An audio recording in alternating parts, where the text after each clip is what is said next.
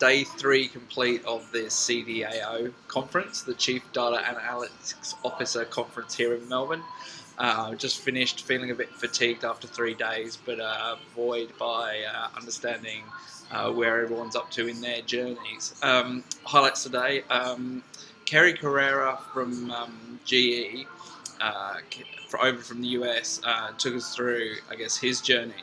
And there were three key takeouts on that. One, change really happens, in his words, when it's a dinosaur killing event, when that asteroid is hurtling towards the Earth, and you don't have a choice but to do something, and you don't have a choice but to change.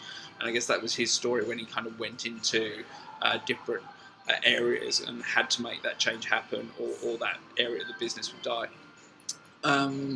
A lot of projects, in his terms, were process improvements, process issues that could be done with prototyping rather than needing the big overhead that a project brings. And so a lot of the things that he was able to do, he did by prototyping and improving processes without the need for that project. And also, when you start using analytics, using machine learning, and start moving the needle, that is going to create moving the needle on business outcomes. That is going to create the support, and that will flow down from the C-level once that needle starts moving. Quickly, a few other things from the day. Invest in user experience testing, not just UAT. UAT is, does it do what you wanted it to do? User experience testing is about, like, how can we optimize so that you get the best experience as a user? And that can mean small changes, but they can make a big difference.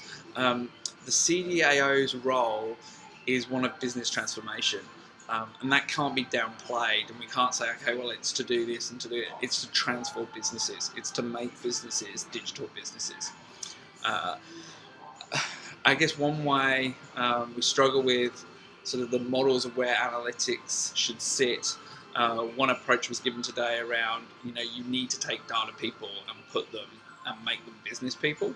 And another one was one example where somebody accessed a website, then didn't do an action, and they were phoned up. It was kind of talked about as being creepy. But the slogan I really liked out of that is, just because you can with machine learning doesn't mean we should.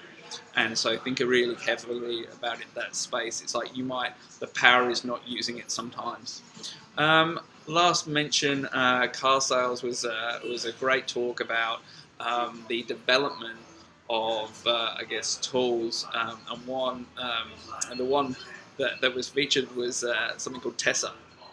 And what Tessa does was using AI to improve car ads on the Carsales website. So now they have a process where they need to make sure that the ad complies with their requirements.